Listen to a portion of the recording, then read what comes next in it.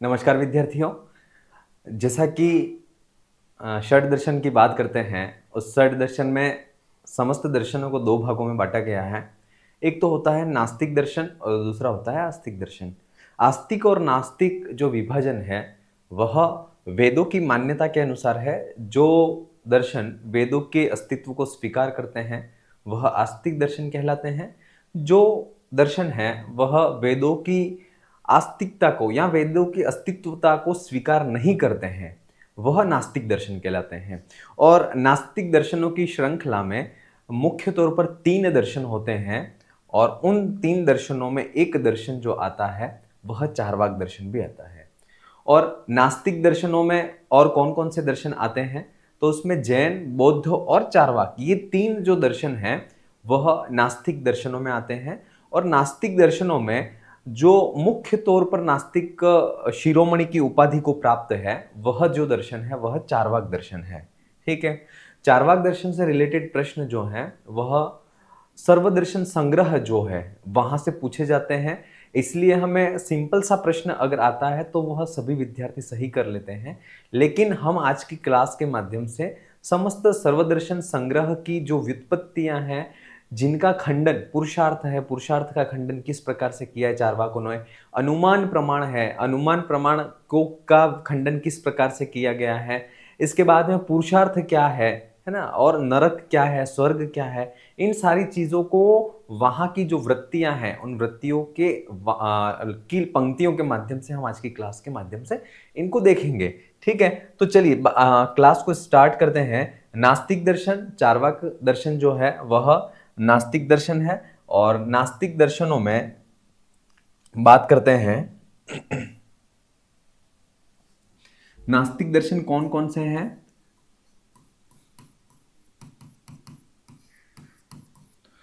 तो नास्तिक दर्शन जो है वह तीन दर्शन है। एक तो है जैन, दूसरा दर्शन जो नास्तिक है वह है बौद्ध, और तीसरा जो दर्शन है वह है चार्वाक। हम चार्वाक दर्शन की बात करते हैं कि चार्वाक दर्शन जो है उसकी व्युत्पत्ति है वह चर्व धातु से हुई है। किससे हुई है? चार्वाक दर्शन की जो व्युत्पत्ति है वह चर्व धातु से हुई है। चर्व धातु जो है वह खाने और चबाने के अर्थ में आती है। तो जो दर्शन खाने पीने पर ही विशेष ध्यान देता है वह चार्वाक कहलाता है, क्योंकि इसके दर्शन की मुख्य सिद्धांत यही है, खाओ पियो और मौज करो। यही सिद्धांत है, इसका मूल सिद्धांत जो कह सकते हैं। यावत जीवित सुखम जीवित ऋणम कृत्वा घृतम पिबेत। इसकी कारिकाओं को देखेंगे कि इनका सिद्धांत क्या है। यावत जीवित सुखम जीवित, जब तक जी रहे हो तुम सुख पूर्वक जियो, और ऋणम कृत्वा घृतम पिबेत, अर्थात तुम्हारे पास अगर पैसे नहीं है तो ऋण लेकर के भी घृत मतलब घी को पियो, या अपने जो शौक है ना, जो अपनी पसंद है उसको पूरा करो। भले उसके लिए तुम कमा नहीं रहे हो तो चलेगा, ऋण ले लीजिए, बैंक से लोन लीजिए, ले लीजिए, किसी और से पैसे ले लीजिए, और वापिस देना नहीं है। क्यों नहीं देना? भस्मीभूतस्य देहस्य पुनरागमनः कुतः, अर्थात ये जो शरीर है वह तो आग में नष्ट हो जाएगा, उसका पुनरागमन कहाँ होना है। इसलिए हमें जब तक जियो तब तक मौज से जियो। तो चर्व धातु से इस चार्वाक शब्द की व्युत्पत्ति होती है, और ये जो है वह खाओ पियो और मौज मनाओ, इस सिद्धांत पर ये जो दर्शन है वह कार्य करता है। ठीक है। चार्वाक की अगर शाब्दिक व्युत्पत्ति करें तो चार्वाक शब्द की शाब्दिक जो व्युत्पत्ति होती है वह चारु प्लस वाक। चारु का मतलब होता है, वह होता है सुंदर। क्या होता है? सुंदर। वाक मने वाणी। जिस दर्शन में सुंदर वाणी का प्रतिपादन है, अर्थात उनके जो वचन है वह बहुत ही सुंदर है, वह चार्वाक दर्शन है। और वास्तव में सुंदर लगने भी चाहिए, लगेंगे ही, क्योंकि यहां पर जो है चार्वाक दर्शन में जो है वह बहुत अच्छी सुलभ साध्य जो धर्म है उसकी बात की गई है। क्योंकि व्यक्ति को धर्म करने के लिए कठिनाई का अनुभव होता है, लेकिन ये चार्वाक दर्शन एक ऐसा दर्शन है जिसमें किसी भी प्रकार के कोई कष्ट की बात नहीं की गई है। ठीक है, तो ये जो है वह चार्वाक दर्शन जो है वह चारुवाक अर्थात जिसकी वाणी जो है वह बहुत सुंदर है। इसके बाद बात करते हैं इसके अपर नाम क्या है। चार्वाक दर्शन के अपर नाम क्या है, तो एक तो ये है अपर नाम, इसके देखते हैं। तो चार्वाक दर्शन का अपर नाम है, एक तो है जड़वादी दर्शन। ठीक है, इसके बाद है आसुरी दर्शन।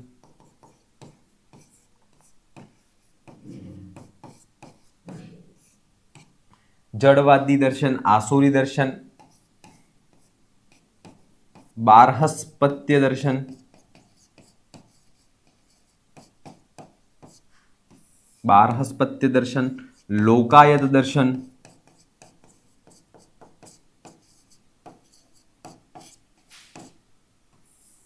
ये जो है वह इसके अपर नाम है। इसके बाद इसके संस्थापक या प्रणेता की बात करें, चार्वाक दर्शन के प्रणेता कौन है, तो चार्वाक दर्शन के प्रणेता जो हैं वह मुनि बृहस्पति हैं। कौन है? मुनि बृहस्पति। और इनका आदि रचना है ना, प्रमुख पहली रचना कौन सी है, तो बारहस्पत्य सूत्रम।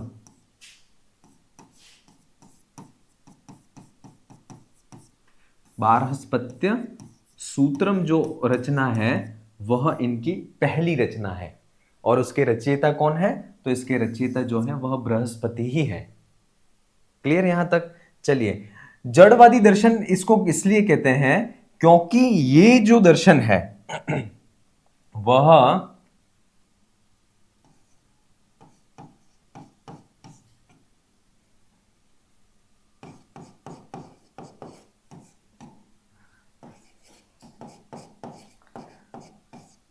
अग्नि और पृथ्वी,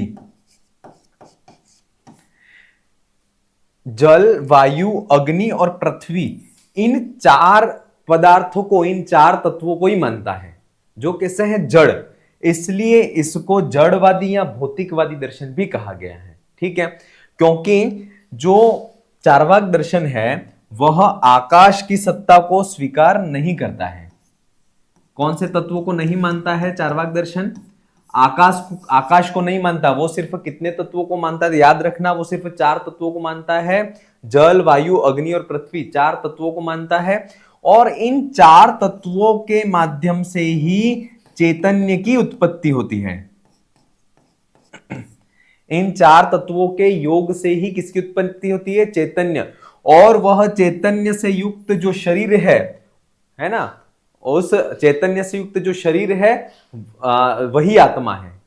अर्थात ये आत्मा की सत्ता को स्वीकार नहीं करता है। माने शरीर और आत्मा दोनों अलग अलग हैं, इस बात को ये स्वीकार नहीं करता है, अपितु ये आत्मा की सत्ता को स्वीकार ही नहीं करता है। वह कहता है कि ये जो चैतन्य से युक्त जो शरीर है ना, वही जो है वह आत्मा है। माने वह अलग से, शरीर से अलग आत्मा नाम की कोई सत्ता जो है वह होती नहीं है। ठीक है, और ये आकाश जो है उस आकाश को तत्व नहीं मानता है ना चार्वाक दर्शन जो है। और इस आकाश को तत्व नहीं मानने का मुख्य रीजन ये है कि चार्वाक दर्शन जो है वह प्रत्यक्ष को ही प्रमाण मानता है। किसको मानता है? चार्वाक दर्शन सिर्फ एक मात्र प्रमाण मानता है, और उस एकमात्र प्रमाण का नाम है प्रत्यक्ष प्रमाण। और अनुमान प्रमाण का खंडन करता है। किसका खंडन करता है? अनुमान प्रमाण के खंडन में जो चार्वाक दर्शन है वह प्रसिद्ध। याद रखना, चार्वाक दर्शन जो है वह किस प्रमाण के खंडन के लिए प्रसिद्ध है? तो वह अनुमान प्रमाण के लिए प्रसिद्ध है। अनुमान प्रमाण का खंडन इसलिए करता है क्योंकि इसके चार्वाक दर्शन के अनुसार पारलौकिक नाम की कोई सत्ता है ही नहीं। क्योंकि पारलौकिक की सत्ता को सिद्ध करेंगे तो अनुमान प्रमाण को मानना पड़ेगा, लेकिन ये अनुमान प्रमाण को मानते नहीं है। दूसरी बात, आकाश जो तत्व है उसको भी क्यों नहीं मानते हैं? क्योंकि आकाश जो तत्व है वह भी प्रत्यक्ष प्रमाण से सिद्ध नहीं होकर के अपितु अनुमान प्रमाण के द्वारा सिद्ध होता है, इसलिए आकाश की सत्ता को भी चार्वाक दर्शन जो है वह नहीं मानता है। ठीक है, तो याद रखना चार्वाक दर्शन जो है वह कितने प्रमाणों को मानता है? तो सिर्फ एकमात्र प्रमाण को मानता है और उस प्रमाण का नाम है प्रत्यक्ष प्रमाण।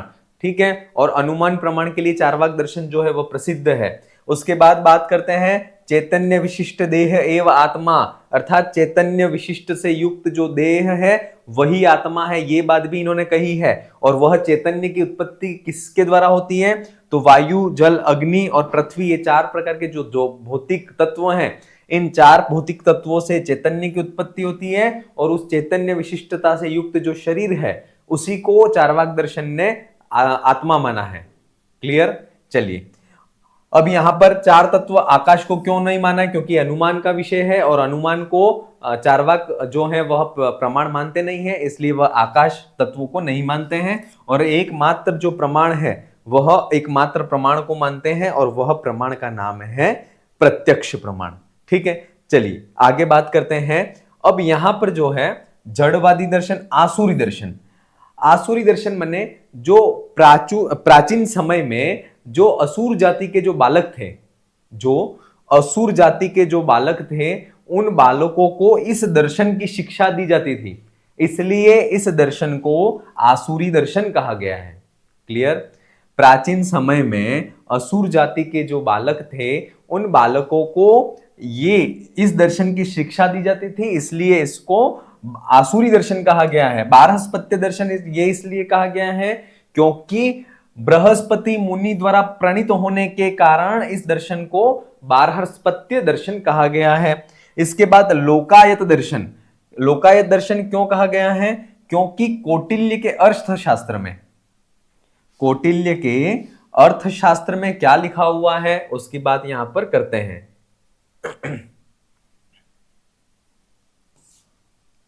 एक तो इसकी लोकायत की व्युत्पत्ति करते हैं, तो होगा लोके आयतम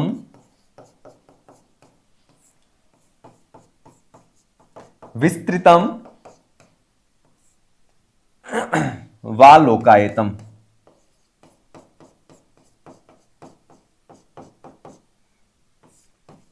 अर्थात लोक में, संपूर्ण संसार में जो आयतम अर्थात विस्तृत है, फैला हुआ है, वह लोकायत दर्शन है। क्लियर? इसकी जो व्युत्पत्ति है लोकायत की वह है लोके आयतम विस्तृतम वा, लोक में जो फैला हुआ है, विस्तृत है, ऐसा जो दर्शन है उसको लोकायत दर्शन कहा गया है। और याद रखना इस चार्वाक दर्शन की रामायण में भी निंदा की गई है। राम ने भरत को, है ना, राम ने भरत को लोकायतिक इस शब्द के द्वारा इस चार्वाक दर्शन की तरफ इंगित कर करके, इस दर्शन को चिन्हित कर करके वहां पर भी इस चार्वाक दर्शन की रामायण में निंदा की गई है। ठीक है, अब यहां पर लोकायत शब्द कहां मिलता है?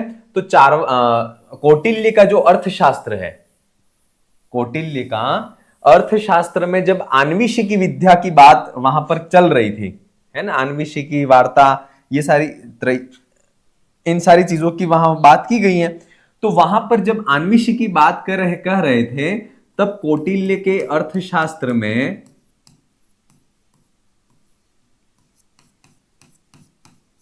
कौटिल्य के अर्थशास्त्र में कहा गया है, क्या कहा गया है? सांख्य योग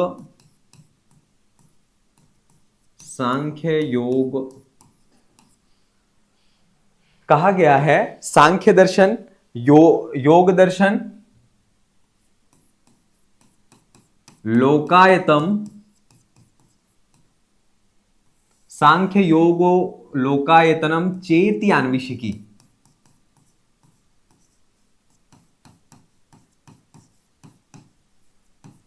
आन्वीक्षिकी विद्या की वहां पर बात चल रही थी, तब कहते हैं कि सांख्य दर्शन, योग दर्शन और लोकायत, लोकायत का अर्थ होता है, वह होता है चार्वाक।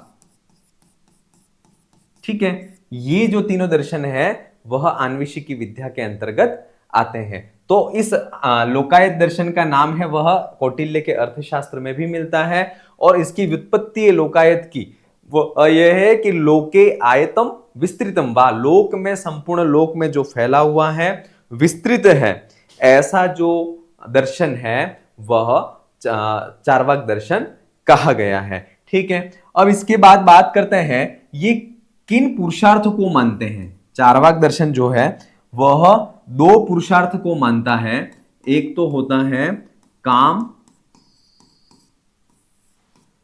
एक तो है अर्थ, और दूसरा पुरुषार्थ है वह है काम। इन दो पुरुषार्थों को ये जो है वह मानता है। इसके बाद है षड दर्शन समुच्चय। षड दर्शन समुच्चय, जिसके रचयिता हैं वह है गुणरत्न। कौन है? गुणरत्न। षड दर्शन समुच्चय जिसके रचयिता हैं गुणरत्न, उन्होंने इसकी चार्वाक दर्शन की परिभाषा दी है, जो पाप पुण्य परोक्ष, पाप पुण्य, पाप पुण्यादि परोक्ष वस्तुओं की चर्वण कर दे,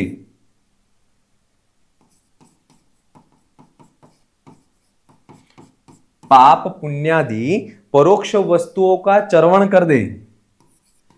चर्वण का मतलब होता है नष्ट कर दे। चर्वण का मतलब होता है नष्ट कर दे, वह चार्वाक। वह दर्शन क्या कहलाता है? कौन सा दर्शन है? वह दर्शन चार्वाक दर्शन है। ये षड दर्शन समुच्चय की टीका में गुणरत्न जो है उन्होंने ये लिखा कि पाप पुण्य का जो चर्वण, वस्तुओं का जो चर्वण है, जो नष्ट कर देता है, वह जो है वह चार्वाक दर्शन कहा गया है। क्लियर? इस प्रकार से ये चार्वाक दर्शन जो है वह उसका सामान्य परिचय यहां पर होता है। चलिए आगे बात करते हैं, चार्वाक दर्शन जो है उसके अन्य और कौन कौन से नाम हैं? उसके अन्य कौन कौन से नाम हैं? तो स्वभाववादी दर्शन, अनीश्वरवादी दर्शन, नास्तिक शिरोमणि। याद रखना ये नास्तिक शिरोमणि दर्शन कौन सा है? तो चार्वाक दर्शन को कहा गया है। नास्तिक दर्शन तीन है, जैन, बौद्ध और चार्वाक, और उन तीनों दर्शनों में मुख्य कौन है? तो चार्वाक दर्शन है वह नास्तिक शिरोमणि है। सुखवादी दर्शन है क्योंकि इसमें संपूर्ण इंद्रियों के सुखों की बात की गई है। भौतिकवादी दर्शन है क्योंकि चार जो जड़ तत्व हैं उनसे बना हुआ है। अनात्मवादी क्योंकि ये आत्मा की सत्ता को स्वीकार नहीं करता है। पृथ्वी, जल, वायु और अग्नि, इन चार जड़ पदार्थ जो हैं, इन चार जड़ पदार्थों से उत्पन्न जो चैतन्य है, उस चैतन्य विशिष्ट से युक्त जो देह है उसको ही स्वीकार करता है, और उस देह यानी उस शरीर को ही आत्मा मानता है ना। आत्मा नाम की इसके अलावा कोई सत्ता को स्वीकार ये नहीं करता, इसलिए अनात्मवादी दर्शन कहा गया है। प्रत्यक्ष एक ही प्रमाण को स्वीकार करता है, इसके अलावा किसी भी प्रमाण को स्वीकार नहीं करता, क्योंकि वो सारे जो शेष अन्य पदार्थ है, प्रमाण है, वह उनको स्वीकार करना निरर्थक है। ठीक है, इसलिए ये प्रत्यक्ष को ही स्वीकार करने के कारण ये प्रत्यक्षवादी है। देहात्मवादी इसलिए है क्योंकि देह को ही आत्मा की सत्ता के रूप में स्वीकार कर रहा है, इसलिए ये जो है वह देहात्मवादी कहा गया है चार्वाक दर्शन। बारहस्पत्य, बृहस्पति के द्वारा प्रणीत होने के कारण ये दर्शन जो है वह बारहस्पत्य दर्शन कहा गया है। लोकायत दर्शन, लोके आयतम विस्तृतम वा, अर्थात लोक में आयत फैला हुआ है, ऐसा जो दर्शन होता है वह लोकायत दर्शन है। और लोकायत जो शब्द है वह कौटिल्य के अर्थशास्त्र में मिलता है। सांख्य योगो लोकायतम इति चेतिवा आन्विशिकी, अर्थात जो सांख्य योग और लोकायत चार्वाक दर्शन है वह आन्विशिकी विद्या के अंतर्गत आते हैं। आसुरी दर्शन इसलिए कहा गया है क्योंकि असुरी जाति के बालकों को बचपन में, प्रारंभ में इनकी इस दर्शन की शिक्षा दी जाती थी प्राचीन समय में, इसलिए इसको आसुरी दर्शन कहा गया है। और इसी दर्शन को है वह स्वभाववादी दर्शन भी कहा गया है। क्लियर? तो ये इनमें से अगर परीक्षा में पूछ लिया जाए चार्वाक दर्शनस्य अपर नामः अस्ति अपर नामः नास्ति, तो आपको थोड़ा सा अलर्ट होकर के उस प्रश्न का आंसर देना है कि चार्वाक दर्शन के कौन कौन से जो नाम है वह है और कौन से नहीं है। याद रखना, चार्वाक दर्शन और बौद्ध दर्शन, चार्वाक दर्शन और बौद्ध दर्शन, इन दोनों के जो अपर नाम है उनमें कंफ्यूजन होता है ना। चार्वाक दर्शन से अपर नाम नास्ति, तो उसमें 3 नाम तो चार्वाक दर्शन के आ जाएंगे, चौथा नाम जो है वह मोस्ट ऑफ बौद्ध दर्शन का ही आता है ना, क्योंकि बौद्ध दर्शन और चार्वाक दर्शन जो है उनके जो अपर नाम है वह थोड़े से मिलते जुलते हैं, इसलिए थोड़ा सा इसको बहुत अच्छी तरह से देख लेना कि ये नाम है तो क्यों है और ये नहीं है तो क्यों नहीं है। ठीक है, चलिए अब अपन आगे बढ़ते हैं। अब इसके मंगलाचरण की बात करते हैं कि ये मंगलाचरण इसका क्या कहता है। तो मंगलाचरण जो है वह कहता है प्रत्यक्षमेव किल यस्य कृते प्रमाणम भूतार्थवाद मथयो नितराम निविष्ट वेदादिनिंद वेदादिनिंदन पर सुखमेव धत्ते सो अयम बृहस्पतिर मुनि मम रक्षकोस्तु। अर्थात सो अयम, इस प्रकार के यह जो बृहस्पति मुनि है वह मम रक्षकोस्तु, वह मेरी रक्षा करने वाले बने। क्या कहा गया है? सो अयम, इस प्रकार के, किस प्रकार के, तो वो आगे बात कर रहे हैं। इस प्रकार के जो बृहस्पति मुनि हैं वह मेरी रक्षा करें। एक एक कारिकाओं को मैं जब स्पष्ट करूं तब आपको बहुत अच्छी तरह से इसको देखना है, क्योंकि इन कारिकाओं में से ही प्रश्न बनेंगे। इसके अलावा सर्वदर्शन संग्रह पूरा मैंने देखा है, इसमें से कहीं भी प्रश्न दूसरे बनने की संभावनाएं नहीं है, इसलिए आपको बहुत अच्छी तरह से इसको देखना है। प्रत्यक्षमेव किल यस्य कृते प्रमाणम, अर्थात प्रत्यक्ष ही किल, जिसके लिए निश्चय रूप से प्रमाण है। अर्थात चार्वाक दर्शन के लिए सिर्फ कितने प्रमाण स्वीकृत हैं? एकमात्र प्रमाण उसके द्वारा स्वीकृत है। प्रत्यक्षमेव किल यस्य कृते प्रमाणम, प्रत्यक्ष ही जिसके लिए निश्चय से प्रमाण स्वीकृत है। भूतार्थवाद अथयो नितराम निविष्ट, नितराम माने नित्य, हमेशा नित्य रूप से, जो भूतार्थवाद की सिद्धि में ही निविष्ट अर्थात लगा हुआ है ऐसे। और वेदादि निंदन अपरम सुखमेव धत्ते, अर्थात वेदादि जो वेद है, ऋग्वेद, यजुर्वेद, सामवेद, इन चारों वेदों की निंदा को ही जो श्रेष्ठ सुख मानता है ना, या इस प्रकार के श्रेष्ठ सुख को मान करके उसको धारण किए हुए है, इस प्रकार के जो बृहस्पति मुनि है वह मेरे रक्षक हो। अर्थात वह बृहस्पति मुनि जो है वह मेरी रक्षा करें। क्लियर? प्रत्यक्ष जिसके लिए प्रमाण है, ठीक है, और भूतार्थवाद में ही जो नित्य लगा हुआ है ना, या मतलब यह कि चार्वाक दर्शन जो है वह भूतार्थवाद का पोषक है। ठीक है, वेदादि निंदन परम सुखमेव धत्ते, और वेदादि की निंदा को ही जो श्रेष्ठ सुख मानता है, ऐसे जो बृहस्पति मुनि है वह मेरी रक्षा को करें। ठीक है, क्योंकि जो बृहस्पति, चार्वाक दर्शन के प्रणेता जो है वह बृहस्पति हैं, तो बृहस्पति ने प्रत्यक्ष को ही प्रमाण स्वीकार किया है। बृहस्पति जो है वह भूतार्थवाद में ही नित्य लगे हुए हैं, और बृहस्पति हैं वह वेद आदि जो हैं उनकी निंदा को ही श्रेष्ठ सुख मान रहे हैं। ऐसे जो बृहस्पति हैं वह मेरे रक्षक बने, ये बात यहां पर कही गई है। ठीक है, चलिए अगले आगे बढ़ते हैं। इस चार्वाक दर्शन का जो मूल सिद्धांत है उस मूल सिद्धांत की अब यहां पर बात कही जा रही है। यावत जीवम सुखम जीवित नास्ति मृत्युरगोचरः भस्मीभूतस्य देहस्य पुनरागमन कुत। याद रखना, ये इस तरह की पंक्तियां जो है वो परीक्षा में पूछ ली जाती है एज इट इज, उठा करके कि यावत जीवित सुखम जीवित कस्य दर्शनस्य मूल सिद्धांतः, या फिर ये जो पंक्तियां हैं वह किस दर्शन से संबंधित हैं। इसलिए थोड़ा सा आपको जितनी पंक्तियां जो नोट्स में है, या फिर ये जो पंक्तियां जो यहाँ पर पढ़ाई जा रही हैं उनको आपको एज इट इज याद कर लेना है, ताकि आपको कहीं परीक्षा में दिक्कत नहीं आए। ठीक है, तो यावत जीवम सुखम जीवित, जब तक तुम जियो सुखपूर्वक जियो, नास्ति मृत्यु अगोचरः, अर्थात ऐसा कोई भी व्यक्ति नहीं है जो मृत्यु के द्वारा अगोचर अर्थात बच गया हो, है ना।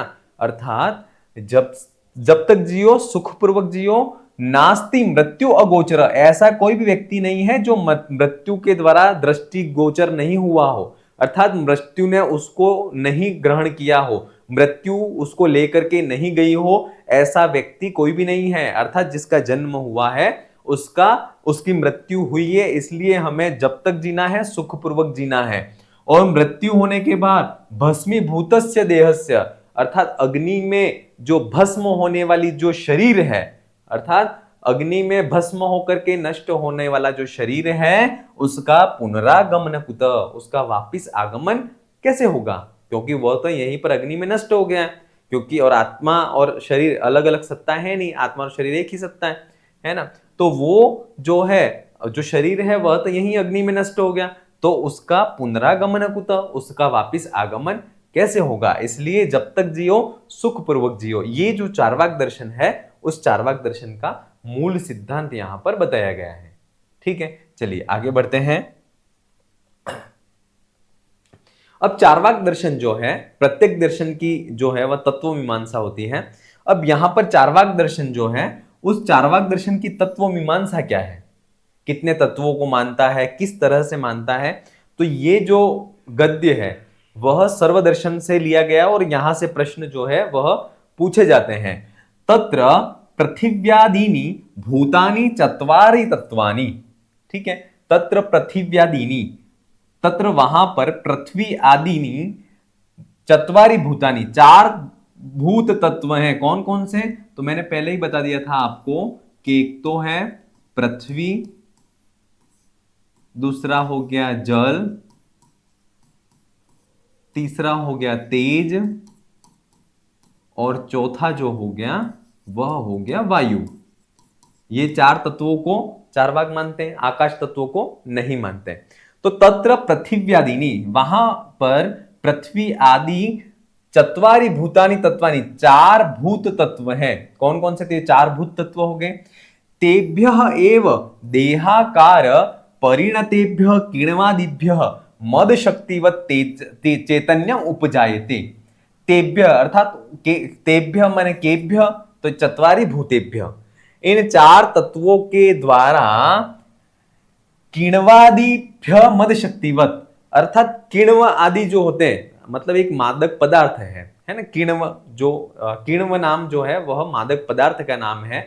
जिस प्रकार से वर्तमान में शराब जो है वह महुआ फल से बनाई जाती है ना, उसी प्रकार प्राचीन समय में जो है वह किण्व का कोई फल होता होगा और उससे मद शक्ति उत्पन्न होती है। मतलब मादक पदार्थ है, मादक पदार्थ के सेवन से मद शक्ति उत्पन्न होगी। तो कहा गया कि किण्वादिभ्य मद शक्तिवत, अर्थात जिस प्रकार किण्वादि के द्वारा मद शक्ति जो है ना, नशा जो है वह नशा उत्पन्न होता है, एवं उसी प्रकार से देहाकार परिणतेभ्य, अर्थात उन चार तत्वों के शरीर के आकार के रूप में परिणत हो जाने पर चैतन्यम उपजायते, अर्थात जो चैतन्यता है वह उत्पन्न होती है। किस तरह से? तो किण्वादिभ्य मद शक्तिवत चैतन्यम उपजायते। कीदृशमेव चैतन्यम उपजायते, ये इस तरह का क्वेश्चन पूछ लिया जाए तो किण्वादिभ्य मद शक्तिवत, यहां सिर्फ मद शक्तिवत ये याद रख लेना कि नशे के समान किण्व आदि के फल से जिस प्रकार नशा उत्पन्न होता है, उसी प्रकार चार तत्व जो है उन चार तत्वों के शरीर के आकार के रूप में परिणत हो जाने पर, है ना, उस आकार में परिणत हो जाने पर चैतन्यम उपजायते, चैतन्य जो है वह चेतनता उत्पन्न होती है। कहां से होती है? तो पृथ्वी जल तेज और वायु, इन चार तत्वों से जो है वह चैतन्यता उत्पन्न होती है। विनष्टेषु सत्सु स्वयं विनश्यति, अर्थात उस विनष्टेषु सत्सु स्वयं विनश्यति, अर्थात उस शरीर के नाश होने पर, है ना, उस शरीर के नाश होने पर जो पृथ्वी जल तेज और वायु से उत्पन्न जो चैतन्यता है वह स्वयं विनश्यति, वह स्वयं भी नष्ट हो जाती है। क्लियर? आगे तद आहु, इसलिए कहा गया है। अब यहां पर वैदिक श्रुति जो है प्रमाण के रूप में प्रस्तुत की जा रही है। ऐसे जब भी अपन कोई बात कहता है कि तो अपन एक सवाल उससे करते हैं ना कि तेरे पास क्या प्रूफ है ना, तेरे पास क्या प्रमाण है, एविडेंस कहते हैं जिसको, है ना। तेरे पास क्या एविडेंस है या तेरे पास क्या सबूत है कि तू ये चीज कह रहा है। तो यहां पर ये जो बात इन्होंने कही कि पृथ्वी पृथ्वी आदि जो भूतानी चार तत्वों से जो है पृथ्वी आदि चार तत्व जो है वह इनके द्वारा स्वीकृत हैं और इनके द्वारा ही किण्वादि मद शक्ति की तरह जो है ये जो चार तत्व है वह शरीर के आकार में परिणत होकर के उनसे चैतन्य उत्पन्न होता है और उस शरीर के नाश होने पर ही वह चैतन्य भी नष्ट हो जाता है। तद आहु, और यहां पर वैदिक श्रुति प्रमाण के रूप में प्रस्तुत की जा रही है और वह ये जो कथन है वह बृहदारण्यकोपनिषद का है। कहां का है? बृहदारण्यकोपनिषद। बृहदारण्यकोपनिषद जो है उसकी लाइन को प्रमाण के रूप में यहां पर प्रस्तुत किया जा रहा है। विज्ञान घन एवेतेभ्यो भूतेभ्यो समुत्थाय तान्येवानु विनश्यति स न प्रेत्य संज्ञा स्थिति। ये बात यहां पर कही जा रही है। कहा गया है कि विज्ञान घन एवेतेभ्यो, अर्थात जो चैतन्य स्वरूप है ना, जो चैतन्यता है, एवेतेभ्यो भूतेभ्यो, अर्थात ये जो चार भूत तत्व हैं, इन चार भूत तत्वों से समुत्थाय उत्पन्न होती है, तान्येवानु विनश्यति, और उन्हीं में नष्ट हो जाती है। क्लियर? ये जो यहां पर कह रहे हैं कि विज्ञान घन एवेतेभ्यो, अर्थात जो चैतन्यता है वह तेभ्यो भूतेभ्यो, वह जो चार प्रकार के भूत तत्व हैं उनसे ही उत्पन्न होती है, तान्येव, और उन्हीं में वह नष्ट हो जाती है। स न प्रेत्य संज्ञा स्थिति, अर्थात वह कोई आत्मरूप संज्ञा को प्राप्त नहीं होती है। ठीक है। तच्चैतन्य विशिष्ट देह एव आत्मा, ये जो बात है ये इंपॉर्टेंट है, ये जो है वह इंपॉर्टेंट है। तच्चैतन्य विशिष्ट देह एव आत्मा। सांख्य दर्शन के अनुसार, चार्वाक दर्शन के अनुसार आत्मा का स्वरूप क्या है? तो उस प्रकार की जो चैतन्यता है, उस चैतन्य विशिष्टता से युक्त जो देह है वही आत्मा कही गई है। ये याद रख लेना, चैतन्य विशिष्ट देह एव आत्मा। क्लियर? आगे, देहातिरिक्तम आत्मनि प्रमाण अभावात प्रत्यक्षेक प्रमाणवादितया अनुमानादे अनंगीकारेण प्रामाण्य अभावात, अर्थात देह के अतिरिक्त आत्मनि, शरीर के अतिरिक्त कोई आत्मा है, इसको सिद्ध करने के लिए कोई प्रमाण अभावात, कोई भी प्रमाण नहीं है। प्रमाण का अभाव होने के कारण शरीर से अतिरिक्त आत्म तत्व को स्वीकार नहीं किया गया है। और क्या कहा गया है? प्रत्यक्ष ही एक प्रमाणवादितया, प्रमाण रूप से प्रमाण को मानने वाले जो हैं वह अनुमानादि अनंगीकारेण, अर्थात अनुमान आदि जो है उसको स्वीकार नहीं करने के कारण जो है वह स्वीकार नहीं करते हैं, और उस स्वीकार नहीं करने का कारण यह है कि प्रमाण्य अभावात, उसमें जो प्रामाण्यवाद है उसका अभाव होता है, इसलिए वह जो है वह इसकी सत्ता, अनुमान आदि की सत्ता को स्वीकार नहीं करते। एक बार फिर से देखें, देहातिरिक्तम, देह से अतिरिक्त आत्मनि, आत्मा नाम की कोई भी सत्ता जो है वह स्वीकार नहीं है। क्यों नहीं है? प्रमाणाभावात, प्रमाण के अभाव होने के कारण। ऐसा कोई भी प्रमाण नहीं है जो आत्मा और शरीर दोनों को अलग अलग सिद्ध कर सके। और प्रत्यक्षेक प्रमाणवादितया, प्रत्यक्ष को ही एक प्रमाण के रूप में स्वीकार करने वाले जो चार्वाक हैं वह अनुमान आदि को अनंगीकारेण, अनुमान आदि को स्वीकार करते नहीं है। क्यों नहीं करते हैं? प्रामाण्य अभावात, अर्थात जो प्रामाण्य है ना, सत्यता कह सकते हैं, उस सत्यता का अभाव होने के कारण वह अनुमान आदि को स्वीकार नहीं करते। क्योंकि अनुमान आदि के द्वारा जो किसी वस्तु की सिद्धि की जाती है तो वास्तव में वह अनुमान हमारे इंद्रिय गोचर तो होता नहीं है जिसको हम सिद्ध कर सकें। इसलिए वहां पर प्रामाण्य भाव का अभाव होने के कारण वह जो है वह अनुमान को स्वीकार नहीं करते हैं। क्लियर? तो चार्वाक तत्व जो है वह चार तत्वों को मानते हैं, पृथ्वी, जल, तेज और वायु। देह चैतन्य विशिष्ट देह एवं आत्मा, चैतन्यता से युक्त जो विशिष्ट देह है उसी को यह आत्मा मानते हैं। और देह के अतिरिक्त कोई आत्म नाम की तत्व की सत्ता को स्वीकार नहीं करते हैं। क्यों नहीं करते हैं? क्योंकि प्रमाण का अभाव होने के कारण।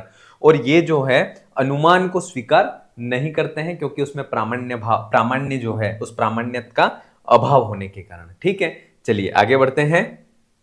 पुरुषार्थ, जैसे कि समस्त दर्शनों का सार कह सकते हैं, तो वह समस्त दर्शनों का जो सार है वह धर्म, अर्थ, काम और मोक्ष, ये चार प्रकार के पुरुषार्थ जो हैं वह चार प्रकार के पुरुषार्थ कहे गए हैं। ठीक है, अब इसमें जो चार्वाक दर्शन है वह सिर्फ दो पुरुषार्थों को मानता है। एक तो पुरुषार्थ का नाम है वह है काम, और दूसरे पुरुषार्थ का नाम है उसका नाम है अर्थ। काम और अर्थ, इन दो पुरुषार्थों को ही चार्वाक दर्शन स्वीकार करता है। और उसमें कहते हैं अंगनाद्यालिंगनादि जन्यम सुखमेव पुरुषार्थ। पुरुषार्थ की डेफिनेशन देते हैं कि अंगना के आलिंगन से उत्पन्न होने वाला जो सुख है उसी को पुरुषार्थ कहते हैं। अंगना का मतलब होता है महिलाओं, है ना। महिलाओं के आलिंगन से जो उत्पन्न होता है वह सुख जो है उसी को पुरुषार्थ चार्वाक दर्शन मानता है। ठीक है, याद रखना, यह भी पुरुषार्थ की डेफिनेशन इंपॉर्टेंट है। न च अस्य दुख संभिन्नतया पुरुषार्थत्वमेव नास्ति इति मंतव्यम। अब यहां पर कुछ लोग ऐसा कहें कि जो सुख है वह सुख भी तो दुख से मिक्स होता है, तो सुख जो है वह दुख से मिश्रित होने के कारण उस सुख को स्वीकार नहीं करना चाहिए। कुछ लोग प्रतिवादी जो हैं वह इस प्रकार की शंका करते हैं। तो चार्वाक जो है, क्लियर हो गई जो शंका है, प्रश्न है, वो प्रश्न ये करते हैं कि ऐसा कोई भी सुख नहीं है जो दुख से मिश्रित नहीं हो। मने समस्त जो सुख है वह किंचित मतलब थोड़े भी दुख से मिश्रित होंगे, थोड़े ना थोड़े दुख के साथ मिश्रित होंगे। जैसे हमें कोई फल की बात करते हैं, अगर फल जो जैसे बहुत अच्छा होता है तो वह फल जो है वह बहुत अच्छा होगा, तो कहीं ना कहीं उसमें बीच में उसके बीज जो हैं वह बीच में आकर के रुकावट पैदा करते हैं। जैसे तरबूज की बात करते हैं, तरबूज कितना स्वादिष्ट और रसीला होता है ना, लेकिन उसको अगर उसमें कल्पना कीजिए कि उसमें बीज नहीं होंगे तो कितना उसका टेस्ट अच्छा होगा ना। लेकिन वह सुख किससे युक्त है? दुख से मिश्रित है ना। इसलिए हमें यहां पर यह बताया जा रहा है कि समस्त सुख हैं वह किंचित दुख से युक्त ही हैं, लेकिन ऐसे दुख से मिश्रित सुख को हम त्याज्य या छोड़ नहीं सकते हैं, ये चार्वाक दर्शन कहते हैं। तो यहां पर कहता है न च अस्य दुख संभिन्नतया पुरुषार्थत्वमेव नास्ति, अर्थात ये जो सुख है अंगना के आलिंगन से जन्म उत्पन्न होने वाला जो सुख है वह पुरुषार्थ है, और ये जो पुरुषार्थ है वह दुख से संभिन्न होने के कारण, ये जो सुख है वह दुख से भिन्न होने के कारण हम ये नहीं कह सकते कि यह पुरुषार्थ नहीं है, क्योंकि पुरुषार्थ सुख, ये कहा गया सुख में वो पुरुषार्थ, सुख ही पुरुषार्थ है। लेकिन दुख से भिन्न, दुख से मिश्रित जो सुख है वह भी पुरुषार्थ की श्रेणी में ही आता है। दुख से मिश्रित जो सुख है उसको हम ये नहीं कर सकते कि ये जो है वो पुरुषार्थ की श्रेणी में नहीं आएगा। इति मंतव्यम, ऐसा चार्वाक जो है उनका मत है। ठीक है, जैसे उसके लिए उदाहरण यहां पर देते हैं, अवर्जनीयतया प्राप्तस्य दुःखस्य परिहारेण सुख मात्रस्यैव भोक्तव्यत्वात्। यहां पर कहते हैं कि अवर्जनीयतया अर्थात जिसका वर्जन नहीं किया जा सकता है, ऐसे दुखों के प्राप्त होने पर परिहारेण अर्थात उसको दूर करने के बाद सुख मात्र सेव भोक्तव्यम, सुख मात्र का ही हमें भोग करना चाहिए, क्योंकि सुख से जो है वह दुख को अपरिहार्य कहा गया है, क्योंकि सुख से दुख को अलग नहीं किया जा सकता है। क्योंकि संसार का जो स्वरूप है उसमें सुखों को दुखों से मिश्रित ही बनाया गया है। तो यहां पर कह रहे हैं कि अवर्जनीयतया प्राप्तस्य, अर्थात जिनका वर्जन नहीं, जिनको दूर नहीं किया जा सकता है, ऐसे दुखस्य प्राप्तस्य, ऐसे दुख के प्राप्त होने पर परिहारेण उनको दूर कर करके सुख मात्र सेव भोक्तव्यम, जो सुख मात्र है उस सुख मात्र को ही हमें भोगना चाहिए। तद्यथा, किस प्रकार से? तो यहां पर अब उदाहरण देते हैं। क्या उदाहरण देते हैं? मत्स्यार्थी शल्कान सकंटकान मत्स्यानुपादत्ते, अर्थात स यावदादेयम तावदादाय निवर्तन्ते, अर्थात जो नॉनवेज खाता है, जिसका मतलब जो नॉनवेज खाता है, जो मांसाहारी है, वह किसका भक्षण करता है? मछली का। तो वो मछली का भक्षण करता है, मत्स्यार्थी है ना, मछली को प्राप्त करने की जिसकी इच्छा है, ऐसा व्यक्ति जब मछली को प्राप्त करता है, वह व्यक्ति शल्कान सकंटकान, अर्थात उस मछली के साथ में सकंटकान, कांटे जो होते हैं वह भी उसके शरीर पर लगे हुए होते हैं, लेकिन वह फिर भी मत्स्यानुपादत्ते, उस मछली को ग्रहण कर लेता है। स यावद आदेयम तावद आदाय निवर्तन्ते, और उस मछली में जितना भाग उसको ग्राह्य है, जितना भाग उसको लेना है, उसको निकाल लेता है, ले लेता है, और शेष भाग को वह फेंक देता है ना। मछली को जो नॉनवेज खाते हैं उनको पता होगा कि मछली को खाते मतलब नदी से लाते हैं तब उसके ऊपर गंदगी होती है, उस पर कांटे वगैरह भी होते हैं। तो जो मछली को खाने की इच्छा रख रहा है वह क्या करेगा? तो उसके जो शल्क माने जो कांटे आदि हैं, उन समस्त शल्य आदि ऊपर के जो गंदगी कह सकते हैं उसको हटा देगा, कांटों को हटा देगा, और हटाने के बाद यावद आदेयम, उस जितना स्वरूप उसको चाहिए, जितना उसके काम की चीज है वह उसको स्वीकार कर लेगा और शेष को वह फेंक देगा।